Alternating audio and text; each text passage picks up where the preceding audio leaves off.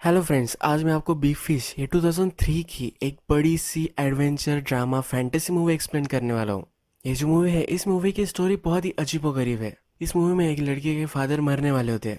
अब उसे पता ही नहीं होता कि उसके फादर क्या करते हैं, क्योंकि उसके फादर हमेशा उसे अजीबोगरीब स्टोरीज सुनाते हैं। अपने फादर को जानने के लिए उनकी जो स्टोरीज होती है, इनका वो सेंस बनाना चाहता है। ये जो स्टोरी है, ये अलग ही तरह का एडवेंचर है। इस मूवी में जो भी सब चीज़ें मैं आपको बताऊंगा, इसे सिर्फ आप एक्सेप्ट कर लीजिएगा। ये एक स्टोरी है, एज अ फेरी टेल आप इसे एक्सेप्ट कर सकते हो। इसके बाद में इसका क्या सिग्निफिकेंस है, ये आपको मूवी के लास्ट में पता चल जाएगा। हम अगर देखें तो स्टोरीज क्या होती है। स्टोरीज ये एक सच जो झूठ में लिपटा हुआ होता है। इसी तरीके से आज की भी हमारी एक स्टोरी है। तो चलिए इस ब्यूटीफुल मूवी को एक्सप्लेन करना स्टार्ट करते हैं। मूवी स्टार्ट होती है और इस स्टोरी का मेन कैरेक्टर हमें दिखता है। इसका नाम है एडवर्ड ब्लूम। इसके पूरे लाइफ की स्टोरी हमें इस मूवी में बताई जाएगी। अलग अलग टाइम पीरियड में अलग अलग स्टोरी हमें बताएगा। मूवी स्टार्ट होती है तो एड अपने सन को उसकी स्टोरी बता रहा होता है। ये कहता है कि जब मैं यंग था तो एक बड़ा सा फिश हमारे गांव में था। उसे कोई भी पकड़ नहीं सकता था। बहुत सारे लोगों ने बहुत ट्राई किया, पर कभी भी उसे पकड़ नहीं पाए। अगर कोई उसे पकड़ भी लेता तो उसका नेट फट जाता। मैं इस फिश को पकड़ने के लिए बहुत ही डिटरमाइंड था। एक दिन मैंने बहुत ही बड़ा सा रॉड लाया। ये जो रॉड था इतना स्ट्रांग था कि बिल्डिंग को भी पकड़ सकता है। अब जो ये फिश है, इसे पकड़ना आसान नहीं है। कितना भी लालच इसे कुछ भी फिश का दे दो, फिर भी ये पकड़ में नहीं आने वाला। इसे पकड़ने के लिए मेरी जो एक रिंग थी, ये मैंने दाव पर लगा दी थी। ये रिंग जब मैंने पानी में डाली तो एक सेकंड में इस फिश ने ये पकड़ ली। ये जो रिंग थी, ये मेरी वेडिंग रिंग थी। इसे मैं जाने नहीं दे सकता था। इस फिश ने इस रिंग को खा लिया था, फिर वो पकड़ में नहीं आया था। मैं उसके पीछे पीछे भागता गया। अलग अलग रिवर्स में से मैं घूमता हुआ उसे मैंने पकड़ लिया। हमें मैं स्टोरी बताते हुए ही दिखता है कि यही स्टोरी बच्चे के समर कैंप पर भी इसी एडवर्ड ने बताई है। अब इसका जो बेटा है, ये बड़ा हो चुका है। इसका नाम विल है। विल की आज शादी है और इसकी शादी में भी एडवर्ड यही स्टोरी सुनाता है। विल इससे एनॉय हो जाता है और वो बाहर चला जाता है। फिर भी हमें ये स्टोरी कंटिन्यू हुई दिखती है। एड कहता है कि उस फिश का मैंने पीछा किया। जब मैंने इसे पकड़ा तो मुझे पता चला कि ये एक मादा है। इसे बच्चे होने वाले हैं, तो मैं उसे कैसे मार सकता था। इसके बाद इसने उस फिश से कहा कि उसकी रिंग उसे वापस कर दे, और उस फिश ने उसे वो रिंग वापस कर दी। एडवर्ड सब लोगों से कहता है कि उस दिन मैंने एक बड़ा सा लेसन सीखा। कभी कभी अगर एक बहुत ही ब्यूटीफुल लड़की तुम्हें चाहिए होगी, तो उसे वेडिंग रिंग ऑफर करना ही उस पर बेस्ट सोल्यूशन होता है। एडवर्ड का बेटा विल बाहर चला गया है, तो एडवर्ड उससे पीछे जाता है। उससे पूछता है कि क्या हुआ है। विल कहता है कि हमेशा आप स्टोरीज सुनाते रहते हो। सच क्या है, ये कभी मुझे पता नहीं होता। हमेशा आप ही सब चीज़ों का अटेंशन लेकर जाते हो। उसकी वेडिंग होती है और उस पर भी यही स्टोरी उसे सुना रहे हैं। विल कहता है कि आप एक ही स्टोरी बार बार सुनाकर अपने आप का मजाक उड़ाते हो। विल एड पर बहुत ही चिढ़ गया होता है। इसके बाद विल हमें कहता है कि इसके बाद मैंने 3 साल मेरे फादर से बात ही नहीं की। मैं अपनी मदर को कॉल करता था और मदर कह देती थी कि वो बाहर है, ऐसे वैसे, क्योंकि मुझे उनसे बात ही नहीं करनी थी। विल हमसे कहता है कि मेरे और मेरे फादर का जो रिश्ता है, ये बहुत ही अलग है। हम एक दूसरे को तो जानते हैं, पर भी मुझे बहुत ही स्ट्रेंजर महसूस होता है। हमेशा अलग अलग स्टोरी मुझे वो सुनाते आ रहे हैं। कभी भी एक्चुअल स्टोरी मुझे पता नहीं थी। विल को लगता है कि उसके फादर ने कभी भी किसी भी चीज़ की उसे कोई भी सच्चाई बताई नहीं है। इसी वजह से वो अपने फादर से रिलेशन नहीं रखना चाहता। एक दिन जब वो घर आता है तो उसकी वाइफ उसे कहती है कि उसके फादर को स्ट्रोक आ गया था। अब विल घर आ जाता है। अब हमें फिर से एडवर्ड अपने सन को स्टोरी बता रहा है, ये दिखता है। यह स्टोरी है जब एडवर्ड छोटा था। वो अपने फ्रेंड्स के साथ रात में एक भूतिया बंगले पर गया था। वो एक दूसरे में बात करते हैं कि यहाँ एक विच रहती है। इस विच की एक आग ग्लास से बनी हुई है। कोई भी अगर इस आग में देखता है तो उसे उसकी डेथ दिख जाती है। एड इस पर ज़्यादा बिलीव नहीं कर रहा था, तो उसके फ्रेंड उसे कहते हैं कि जाओ फिर देख कर आओ। उसे उकसाते हैं अंदर जाने के लिए। एड भी थोड़ा सा डरा हुआ होता है, फिर वो अंदर जाता है। इस विश से वो मिलता है। उसे वो कन्विंस कर लेता है कि उसके फ्रेंड से वो मिले।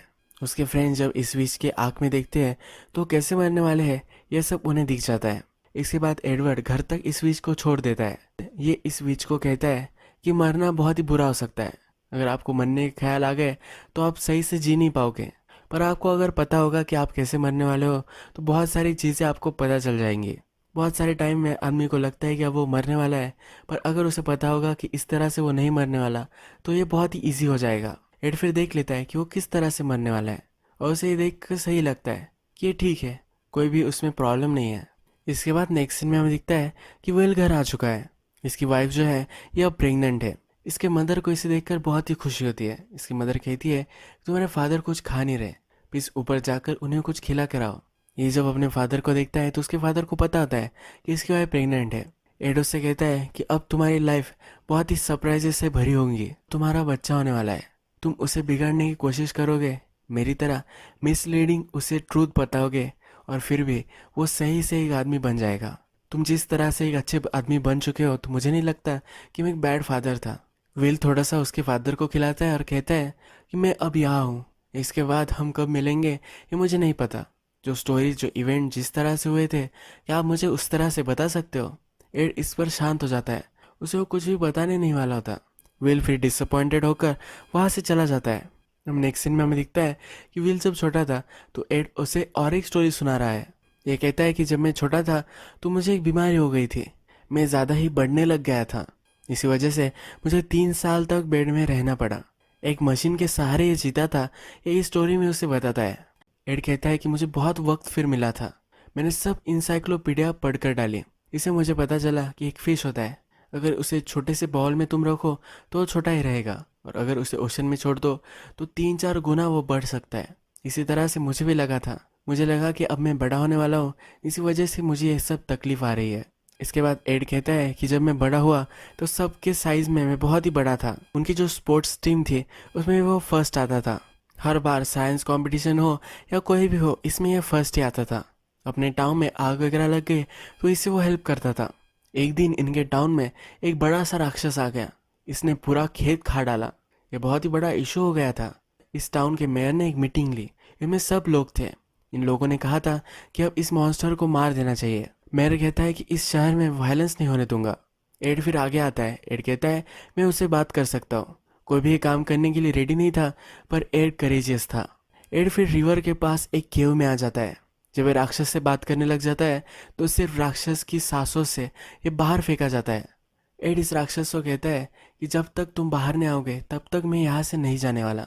ये राक्षस फिर बाहर आ जाता है, ये उससे पूछता है कि तुम यहाँ क्यों आए हो। एड कहता है कि एज ए ह्यूमन सेक्रीफाइस, कि तुम मुझे खा सको इसके लिए मैं आया हूँ। ये जो राक्षस है कहता है मैं तुम्हें नहीं खाने वाला। एड उसे समझाता है और कहता है तुम्हारा सिर्फ साइज बड़ा है, तुम भी हमारे जैसे ही हो, क्या तुमने कभी सोचा है कि तुम्हारे लिए ये टाउन छोटा सा है, अगर तुम बड़े से टाउन में जाओगे तो तुम्हें वो लोग एक्सेप्ट कर सकते हैं। एड कहता है कि मैं छोटा सा हूँ पर मेरी जो विल है, मुझे कुछ कर कर दिखाना है, ये बहुत ही बड़ी है, मेरे लिए भी ये टाउन बहुत ही छोटा सा ही है, मुझे भी सिटी में जाना है, हम दोनों साथ चल सकते हैं। ये राक्षस फिर उसे एक फ्रेंड मिल गया है और उसे एक्सेप्ट करने वाला शहर भी होगा, इसे एक आशा में अब वो रेडी हो जाता है। विल को मेडल दिया जाता है और ये शहर की खीस होती है। मैन उसे कहता है कि जब भी तुम्हें फिर से वापस आना हो तब इस शहर के दरवाजे तुम्हारे लिए खुले होंगे। इसे सब लोग फिर अलविदा करते हैं।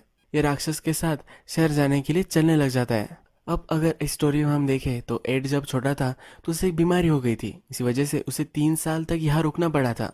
पर अपने बेटे को अगर उसने ऐसा कहा तो ये बहुत ही ज़्यादा डिप्रेसिंग स्टोरी हो जाएगी।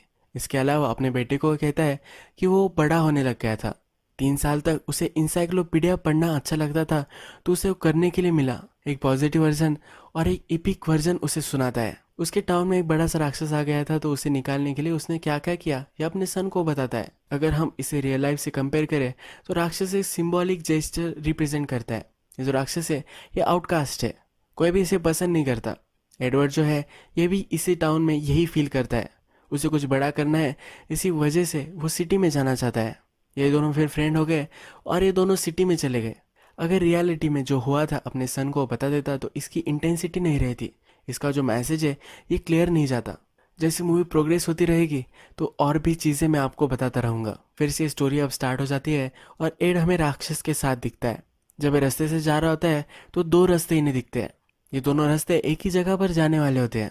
एड राक्षस से कहता है कि मुझे इस रास्ते से जाना है, ये एडवेंचर भरा है और बहुत ही डेंजरस है, यहाँ क्या है ये मुझे पता नहीं है तो मुझे ढूंढना है। वो राक्षस को बता कर जाता है कि हम फिर से मिलेंगे। राक्षस को उस पर बिलीव नहीं होता तो अपनी सब चीज़ें वो राक्षस को दे देता है। वो कहता है कि मेरे लिए ज़रूर तुम वेट करना। एड फिर इस जंगलों से होते हुए निकल जाता है। इस जंगलों में इसे बहुत सारी डिफ़िकल्टीज आती है पर इससे वो जूझता है। ये कहता है कि अगर तुम डिफ़िकल्टीज से नहीं गुजरे तो कुछ अच्छा तुम्हें कैसे मिल सकता है। यह जब ये जंगल पार कर लेता है तो वहाँ एक बहुत ही अच्छा सा टाउन उसे दिख जाता है। इस टाउन का नाम है स्पेक्टर वहाँ पर जो लोग होते हैं ऐसे वेलकम करते हैं, ये कहते हैं कि तुम तो बहुत ही जल्दी आ गए, हमें लगा था कि तुम बाद में आने वाले हो। एडोर बिलीव नहीं करता कि ये लोग सब उसे जानते हैं। ये जो टाउन है ये बहुत ही फिक्शनल है। एड कहता है कि हमारे गांव से एक पोएट भी यहाँ आया था। यहाँ जो आदमी होता है ये कहता है कि वो अभी भी यही है। इस पोएट से मिलने फिर विल जाता है। विल इस पोएट से पूछता है कि इतने टाइम तक तुम इस टाउन में रहे हो, क्या फिर से वापस तुम्हें घर जाना है? ऐसा कभी भी नहीं लगा? ये पोएट कहता है कि ये बहुत ही पीसफुल है, यहाँ कभी भी ज़्यादा गर्मी नहीं होती, कभी भी ज़्यादा ठंडी नहीं होती। ये रहने के लिए बहुत ही परफेक्ट टाउन है, कभी मैं इसे छोड़कर नहीं जा सकता। यहाँ रहने के लिए जो सब चीज़ें चाहिए ये सब कुछ अवेलेबल है। आदमी अगर यहाँ आ गया तो उसे कहीं भी जाने की कोई भी ज़रूरत नहीं है। पर एड को ये एक्सेप्ट नहीं होता। एड एक फ्री स्पिरिट होता है। ये कहता है कि मुझे पता है कि ये बहुत ही परफेक्ट है, पर फिर भी मुझे सब कुछ चीज़ें देखनी है। एक्चुअल लाइफ में जो सब एडवेंचर्स है मुझे फील कर कर देखने हैं। मुझे पता है कि मुझे इस तरह से लाइफ मिल नहीं सकती। मैं रिग्रेट भी इस डिसीजन को कर सकता हूँ, फिर भी मुझे डिसीजन लेना है। सब लोग इससे नाराज़ होते हैं क्योंकि अब वे वापस जाना चाहता है। विल सिर्फ 18 साल का है तो उसने अभी लाइफ देखी नहीं है। ये लाइफ देखने के लिए सब ऐशो आराम छोड़कर वो वहाँ से निकल पड़ता है। जाते वक्त पोइट उसे हेल्प करता है। जब ये जंगल में होते हैं तो पोइट अपनी कविता उसे सुना रहा होता है। ये जो कविता होती है ये सिर्फ 3 लाइन्स की होती है। ये जो पोइट है इस टाउन की ऐश आरामों की जो लाइफस्टाइल है इसमें घुल मिल चुका है। इसी वजह से ये सही से काम नहीं कर पाता। एड जब जा रहा होता है तो उसे एक पॉन्ड में मरमेड भी दिखती है। इस मरमेड का वो पीछा करता है पर इसे पकड़ नहीं पाता। वहाँ पर एक छोटी लड़की आती है। ये छोटी लड़की उसे पसंद करती है, ये वो कह देती है। एड कहता है कि इस टाउन में फिर से वापस आऊँगा, पर मेरा अब ये टाइम नहीं है। जब सही टाइम होगा तो 100% मैं यहाँ वापस आने वाला हूँ। इसके बाद फिर से जंगल में एड घुस जाता है और जब ये यहाँ से जा रहा होता है तब पेड़ उसे जकड़ लेते हैं। ये बहुत ही डर जाता है। उसे लगता है कि अब वो मरने वाला है, पर तभी उसे याद आ जाता है कि इस तरह से वो नहीं मरने वाला। उसकी डेथ कैसे होने वाली है ये उसे पता है। हमें फिर से बूढ़ा एड दिखाया गया है और रात में अपनी फैमिली के साथ वो डिनर करता है। जब रात हो जाती है तो उसकी डॉटर इन लॉ उसके पास आकर बैठ जाती है। उसे वो अपनी बचपन की स्टोरी सुनाता है। वो कहता है कि ड्रीम से मुझे पता चल जाता था कि कोई मरने वाला है। मुझे पहले पता चला था कि मेरी एंड मरने वाली है। यह मैंने जब मेरे मदर और फादर से कहा तो उन्होंने मुझ पर बिलीव नहीं किया और नेक्स्ट दिन सचमुच में मेरी एंड मर गई। कुछ दिनों बाद मुझे फिर से सपना आया। उसमें मुझे पता चला कि मेरे फादर मरने वाले हैं। मैंने मेरे फादर को ये सब बातें की। मेरे फादर ने कहा कि उन्हें कुछ भी नहीं होने वाला, पर फिर भी वो रैटल हो चुके थे। दूसरे दिन जब वो काम पर गए तो डर डर कर ही काम कर रहे थे। पूरे दिन में उनकी डेथ होने वाली है इसका वो इंतज़ार करते रहे, पर ये हुआ नहीं। जब वो घर वापस आए तो अपनी वाइफ से उसने कहा कि मेरा डे बहुत ही ख़राब गया था। एड की मदर बोली कि तुम्हारा दिन खराब गया है, मेरा तो उससे भी बदतर था। सुबह मैं जब उठी तो दूध वाला हमारे पोर्च पर ही मर कर पड़ा हुआ था। ये बहुत ही फनी स्टोरी थी। इसका मतलब था एड एक नाजायज़ बच्चा था। अगर हम यहाँ एनालाइज करें तो एड नाजायज़ बच्चा था। ये बहुत ही सीरियस सिचुएशन होती है। बहुत लोगों को इससे इफेक्ट होता है और ये किसी को बता पाना भी बहुत ही ज़्यादा डिफ़िकल्ट हो सकता है। एड अपनी डॉटर इन लॉ को ये बताता है तो इसे एक फ़नी बना देता है। स्टोरीज में छुपा हुआ सच, यही इस मूवी का पॉइंट है। अब एड उसकी वाइफ से कैसे मिला था ये अपनी डॉटर इन लॉ को बता रहा होता है। वो उसे कहता है कि जब राक्षस के साथ मैं सिटी में आ गया तो मैं एक सर्कस में गया था। सर्कस का जो मास्टर था उसने जब इस राक्षस को देखा तो अचंभित हो गया। इस राक्षस को उसने एक जॉब दे दी। इस सर्कस में ही एड उसकी वाइफ को देखता है। इसे पहली बार में उससे प्यार हो जाता है। इसका टाइम यही रुक जाता है। इसका नाम वगैरह कुछ भी नहीं जानता तो बहुत ही डिस्टर्ब हो जाता है। सर्कस का जो मास्टर होता है उसे अपनी प्रॉब्लम बताता है। मास्टर इस लड़की को जानता है पर उसे इसकी इन्फॉर्मेशन नहीं देने वाला होता। मास्टर कहता है कि तुम कुछ काम नहीं करते, काम ने तुम्हें बहुत ही अच्छे काम किए होंगे, पर ये सिटी है, सिटी में तुम इस तरह से नहीं रह सकते। तुम्हारे पास अगर जॉब नहीं होगी तो उससे तुम अच्छी लाइफ नहीं दे पाओगे। वो उसे उसका पता नहीं देने वाला होता। एड कहता है कि तुम सर्कस के मास्टर हो, तुम मुझे यहाँ जॉब दे सकते हो। मास्टर कहता है ऐसे ही मैं किसी को कुछ भी नहीं देता। एड फिर बोलता है कि मैं फ्री में काम कर सकता हूँ, मुझे सिर्फ उस लड़की का पता चाहिए। मास्टर फिर एड से एक डील करता है। ये कहता है कि जिस मंथ तुम मेरे लिए काम करोगे उस मंथ उस लड़की के बारे में एक चीज़ मैं तुम्हें बताऊंगा। अब हमें दिखता है कि बहुत अजीब व गरीब ये काम एड करता है। एड सर्कस में हर्ट भी हो जाता है, फिर भी ये काम वो करता रहता था। 3 साल गुजर जाते हैं और उस लड़की के बारे में छोटी छोटी बातें उसे पता चल जाती है, जैसे कि उसे म्यूज़िक पसंद है, पर ये लड़की कौन है क्या है इसे कुछ भी इसके बारे में पता नहीं होता। जब एक दिन अपने मास्टर से मिलने जाता है तो उसके ट्रेलर में एक वुल्फ होता है। इस वुल्फ की और एड की फाइट हो जाती है। एड एक लकड़ी लेता है और उसे दूर फेंकता है। ये जो वुल्फ है ये कुत्ते जैसा हो जाता है। ये उस लकड़ी को फिर से एड के पास लेकर आता है। ये जो वुल्फ था ये अकेला था, एड के साथ इसे खेलना था, इसी वजह से ये उस पर अटैक कर रहा था। एड कहता है कि कभी कभी आपको चीज़ें लगती है कि जो बहुत ही डरावनी है, पर एक्चुअल में वो आपसे हेल्प मांग रहे होते हैं। अगर आप लोगों को कंपैशन से ट्रीट करोगे तो वही कंपैशन आपको फिर से वापस मिल सकता है। जब सुबह होती है तो ये जो वुल्फ था ये मास्टर ही था। रात में मास्टर वुल्फ बन जाता है। मास्टर ने अब देख लिया है कि एड बहुत ही अच्छा आदमी है। अब इस लड़की के बारे में वो सब कुछ उसे बता देता है। वो कहता है कि वो यूनिवर्सिटी में है, उसका सेमेस्टर ख़त्म होने वाला है, तो जल्द से जल्द तुम वहाँ चले जाओ। एड बहुत ही खुश हो जाता है। वो भागते भागते ये लड़की जहाँ रहती है यहाँ पहुँच जाता है। इस लड़की का नाम सैंड्रा है। ये सैंड्रा का डोर खटखटाता है। उसे कहता है कि तुमसे बहुत ही ज़्यादा प्यार करता हूँ, तुम्हारे लिए मैंने 3 साल मेहनत की है। उसके साथ जो सब हुआ है ये उसे कहता है। सैंड्रा कहती है कि तुम्हारी रेपुटेशन से तुम्हारे बारे में जानती हूँ, पर हमारी शादी नहीं हो सकती। तुम जिस टाउन में आए हो उसी टाउन के एक लड़के से मेरी शादी होने वाली है। विल फिर हमें कहता है कि जिस टाउन से बचकर मैं यहाँ आया हुआ था, मेरे रूट से मैं बच रहा था, पर वही मैं फिर से वापस आ चुका हूँ। अगर वो टाउन से नहीं निकलता तो सैंड्रा से शादी कर सकता था। एड को फिर रियलाइज़ होता है कि इतनी आसानी से जिस औरत से वो प्यार करता है इसे वो जाने नहीं दे सकता। ये फिर उसके क्लासरूम में उसे प्यार करता है। ये बड़ा से अक्षरों से में लिखता है। आकाश में प्लेन से उसका नाम बनाता है। उसके घर के सामने बहुत सारे फूल वो रख देता है। सैंड्रा फिर इस सब से इम्प्रेस्ड हो जाती है। जिस लड़के से सैंड्रा की शादी होने वाली है वो भी वहाँ आ जाता है। ये विल का बचपन का फ्रेंड ही होता है, पर इन दोनों में कभी नहीं जमती। विल हमेशा फर्स्ट आता था और ये कभी भी फोकस में नहीं आ पाया। सैंड्रा एड से कहती है कि प्लीज़ इसे मत मारना। एड फिर बहुत मार खाता है। सैंड्रा फिर जिससे उसकी शादी होने वाली होती है उससे ब्रेकअप कर लेती है। इन दोनों की फिर शादी हो जाती है। ये फिर अपनी स्टोरी में कहता है कि मुझे आर्मी में जाना पड़ा। जो प्रेसिडेंट थे इनका उन्हें ऑर्डर आया था और जो सब यंग जनरेशन थी इन सब को मिलिट्री में सर्व करने पड़ने वाला था। इन्हें 3-4 साल वहाँ सर्व करने थे, पर अगर एड ने अलग अलग मिशंस ले लिए जो बहुत ही डेंजरस थे तो उसे एक ही साल सर्व करना पड़ेगा। तो इस तरह के मिशन एड ने लिए। इसी मिशन पर कोरियन लोगों से उसे न्यूक्लियर पावर प्लांट के प्लान्स छीनने थे। ये छीनने के लिए वो एक सर्कस टाइप जगह पर ही आ गया। उसने जब वहाँ से प्लान चुरा लिए तो वहाँ 2 शो गर्ल्स आ गई। ये दोनों एक दूसरे की बॉडी से कनेक्टेड थी। ये बहुत ही डर चुकी थी। अगर इनने सिपाहियों को बुला लिया तो एड मर सकता था। एड ने फिर सैंड्रा की फ़ोटो इन्हें दिखाई। एड कहता है मेरे वाइफ के पास मुझे फिर से जाना है। इन दोनों लड़कियों ने फिर से वहाँ से निकलने के लिए हेल्प की। एड को वापस आने में बहुत ज़्यादा टाइम गुजर गया। सैंड्रा को लगा ये मर चुका है। मिलिट्री ने भी ये अनाउंस कर दिया था, पर जब एड वापस आ गया तो सैंड्रा बहुत ही खुश हुई थी। हमें फिर से प्रेजेंट दिखाया जाता है। हमें एड का सन विल और उसकी वाइफ बेड में है ये हमें दिखता है। उसकी वाइफ कह रही होती है तुम्हारे फादर की लव स्टोरी बहुत ही इंटरेस्टिंग है। ये स्टोरीज है फिर भी इन्हें सुनना बहुत ही अच्छा लगता है। विल कहता है कि ये स्टोरीज है सुनना अच्छा लगता है तो सही है, पर ये गलत भी है। मेरे फादर कौन है ये मुझे पता ही नहीं है। उनकी एक पूरी लाइफ अलग है ये मुझे लगता है। मैं जब भी छोटा था तो मेरे आसपास वो कभी भी नहीं थे। मुझे सपोर्ट करने के लिए मुझे वो चाहिए थे, पर कभी भी वो मेरे आसपास नहीं थे। नेक्स्ट दिन सुबह जब होती है तो विल अपने फादर के पास आता है। उसकी जो फ्रस्ट्रेशन है कि वो अपने फादर को नहीं जानता ये सब अपने फादर को कहता है। ये कहता है कि एक बार लास्ट बार मुझे सब कुछ सच बता दो, तुम कौन हो ये मुझे जानना है। एड कहता है कि जब से मैं बॉर्न हुआ हूँ मैं यही हूँ। मैं कोई भी अलग आदमी हो ये मैं तुम्हें नहीं दिखाना चाहता। एड डिसअपॉइंटेड होकर वहाँ से चला जाता है। विल की मदर उससे कहती है कि तुम्हारे फादर का जो सामान है उसे तुम सॉर्ट कर दो। विल स्टोरेज रूम में आता है तो वहाँ बहुत अजीब अजीब चीज़ें वो देखता है। जब एड छोटा था तो एक मशीन के सहारे वो 3 साल तक रहा था। ये एक्चुअल में मशीन एग्जिस्ट करती है, यानी कि एड जो सब कह रहा था इसमें कुछ ना कुछ तो सच्चाई थी। ये विल को पता होता है। फिर से हमें विल की स्टोरी स्टार्ट हुई दिखती है। विल कहता है कि जब मैं आर्मी से वापस आ गया था तो मेरी लाइफ परफेक्ट थी।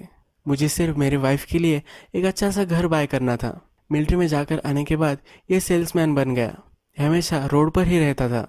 एड एडवेंचरस होता है, अलग अलग जगह पर जाना उसे अच्छा लगता है, तो इसी वजह से ये जो रोड जॉब है इसके लिए परफेक्ट होता है। अब हमें दिखता है कि एड बहुत ही अच्छा सेल्समैन बन जाता है। इसकी वजह से इसके बाद बहुत ही अच्छी कार भी आ जाती है। एक दिन जब एड टाउन में था और बैंक में आया हुआ था तब वहाँ उसका पोएट फ्रेंड आ गया जो उस बहुत ही अच्छे से टाउन में रह रहा था। एक दूसरे को देखकर बहुत ही सरप्राइज्ड हो गए। एड ने उसे पूछा इतना परफेक्ट टाउन छोड़कर तुम वापस कैसे आ गए। इस राइटर ने उसे कहा कि तुम जाने के बाद मुझे रियलाइज़ हुआ कि बाहर भी बहुत सारा एडवेंचर है।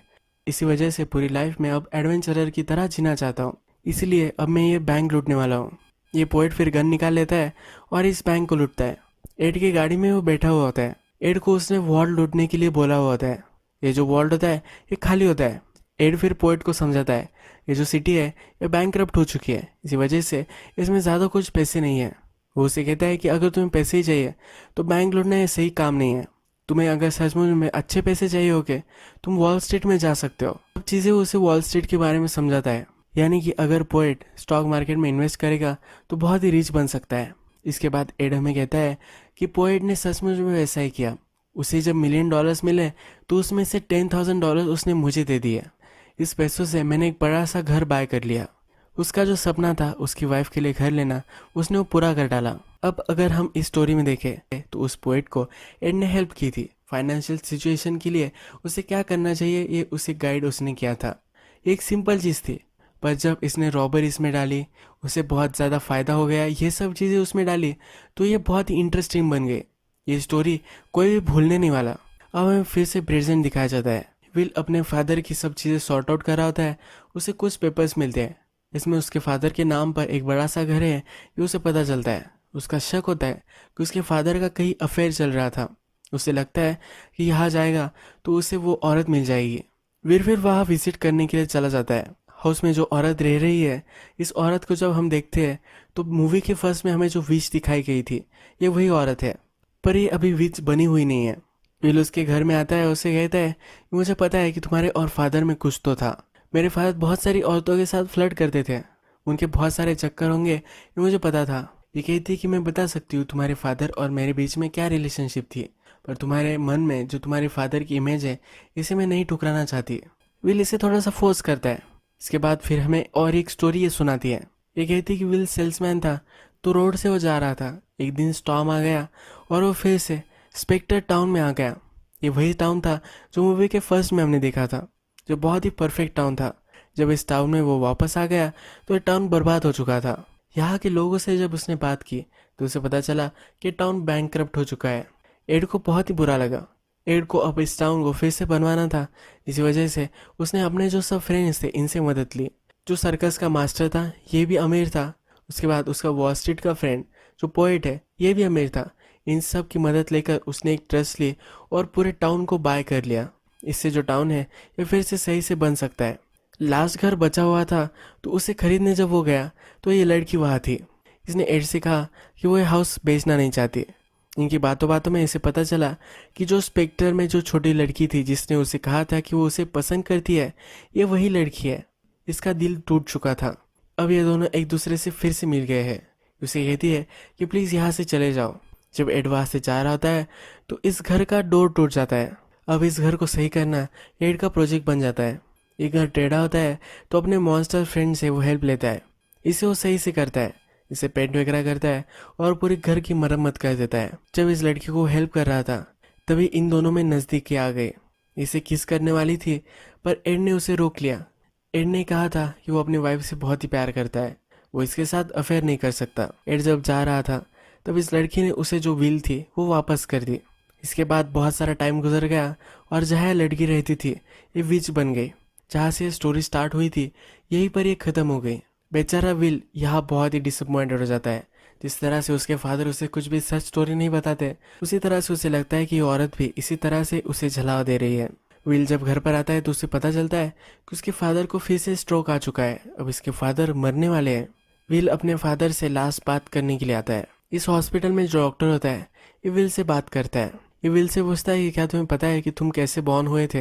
विल कहता है कि मेरे फादर ने मुझे कभी सच्चाई बताई नहीं है। डॉक्टर कहता है कि तुम्हारी मदर प्रेग्नेंट थी पर तुम्हारे फादर जॉब के लिए बाहर गए थे।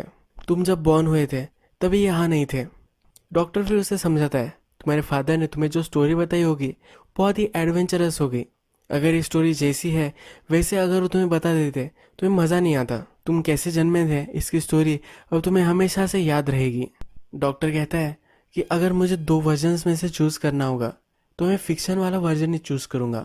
विल फिर इस पर सोचने लग जाता है। इसके फादर फिर उठ जाते हैं। इसके फादर उसे बोलते हैं कि अब मैं कैसे मरने वाला हूँ इसकी स्टोरी तुम मुझे सुनाओगे। विल को पता चल जाता है कि उसके फादर उससे क्या कहना चाहते थे। इसके फादर मरने वाले हैं, ये बहुत ही डिफ़िकल्ट चीज़ है लाइफ में। इस तरह से बहुत सारी डिफ़िकल्ट चीज़ों से आपको गुजरना पड़ता है। इसे आप किस तरह से इंटरेस्टिंग बना सकते हो, इसे किस तरह से पॉजिटिवली आप देख सकते हो, इसका एक ही वे है कि इसे एक फिक्शनल स्टोरी में कन्वर्ट कर दे। इसके फादर अब किस तरह से मरने वाले हैं और इनका फ्यूनरल वगैरह किस तरह से होगा, इसकी एक फिक्शनल स्टोरी बनाकर विल उन्हें सुनाना स्टार्ट कर देता है। ये अपने फादर को कहता है कि एक दिन अचानक से तुम उठ गए और अच्छे हो गए। हॉस्पिटल में हमें सब लोग रोकना चाहते थे पर हम कभी भी नहीं रुके। हम वहाँ से भागते भागते गाड़ी में बैठ कर चले गए। इस रास्ते में ट्रैफिक थी पर आपके जो मॉन्स्टर फ्रेंड थे उन्होंने इस ट्रैफिक को बाहर निकालने के लिए बहुत ही हेल्प की। सब गाड़ियों को रास्ते से बाहर उन्होंने निकाल दिया। मैंने फिर आपको गोद में उठा लिया। अचानक आपका जो वेट था वो बहुत ही कम हो चुका था। जब हम रिवर के पास आए तो सब आपके फ्रेंड्स वहाँ थे, यानी कि सर्कस का मास्टर, कोरिया में जो ट्विंस लड़कियाँ उसे मिली थी ये लड़कियाँ, जो पोएट था वो, और उसका मॉन्स्टर फ्रेंड तो यहाँ है ही। जो सब लोग एड को जानते थे वो सब यहाँ थे। ये हंसी खुशी उसको चेयर कर रहे थे। विल फिर अपने फादर को रिवर के पास लेकर आया। जब पानी में अपने फादर को उसने डाला तो उसके फादर फिश बन गए। एक बड़े से फिश वो बन गए हैं। यही वो स्टोरी ख़त्म कर देता है। ये अपने फादर को कहता है कि जो तुम हमेशा से थे वो तुम बन गए। इतने बड़े आप फिश है तो आपको कोई पकड़ नहीं सकता, आपको कोई रोक नहीं सकता। डेथ ये बहुत ही डिफ़िकल्ट सब्जेक्ट होता है। इसके बाद क्या होने वाला है किसी को पता नहीं है। विल के फादर एड ये भी अपने डेथ के लिए बहुत ही परेशान होते हैं, ये डर रहे होते हैं।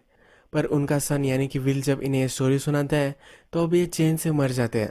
अब हमें एड का फ्यूनरल दिखाया जाता है। इस फ्यूनरल में सब लोग आते हुए दिखते हैं। सर्कस का मास्टर, ट्विन और वो मॉन्स्टर ये सब वहाँ आ चुके हैं। अब हमें रियलिटी में वो कैसे थे ये सब दिखता है।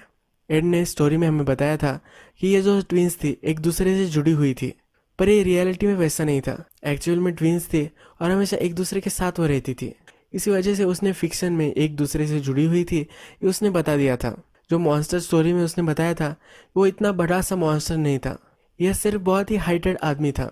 यानी कि एड ने जो रियलिटी थी उसको सिर्फ एग्जैजरेट कर कर बताया था। हमें दिखता है कि विल को भी बच्चा हो चुका है। जो स्टोरीज उसके फादर जिस तरह से उसे बताते थे उसी तरह से वो भी स्टोरीज अपने बच्चे को बताता है। यही मूवी एंड हो जाती है। इस मूवी में हमें बताया गया है कि मरने के बाद हम लेगेसी छोड़कर जाते हैं। हमारे आसपास जो सब लोग होते हैं वो हमें स्टोरीज में ही याद रखते हैं। अगर हमें लोग स्टोरीज में याद रखें तो हम अमर हो जाते हैं। इस मूवी में जो भी लाइफ हमें जीनी है एक एडवेंचरर की तरह हमें जीनी चाहिए। एक मैसेज दिया जाता है, कितने भी पूरे टाइम में आप रह रहे हो तो भी आप अच्छे से जी सकते हो। इसे आप इंटरेस्टिंग बना सकते हो। बहुत ही अच्छी मूवी थी। और अगर आपको ये वीडियो अच्छा लगा होगा तो प्लीज़ इस वीडियो को लाइक कर दीजिएगा। मैं बहुत सारी ऐसी मूवीज़ लेकर आते रहता हूँ, तो इस चैनल को सब्सक्राइब कर दीजिए और बेल नोटिफिकेशन आइकन भी दबाना मत भूलिए, यानी कि आपको सब मूवीज़ मिलते रहे। हम फिर से मिलेंगे एक नई मूवी के साथ। तब तक के लिए थैंक यू और आप अपने आप का ख्याल रखिए।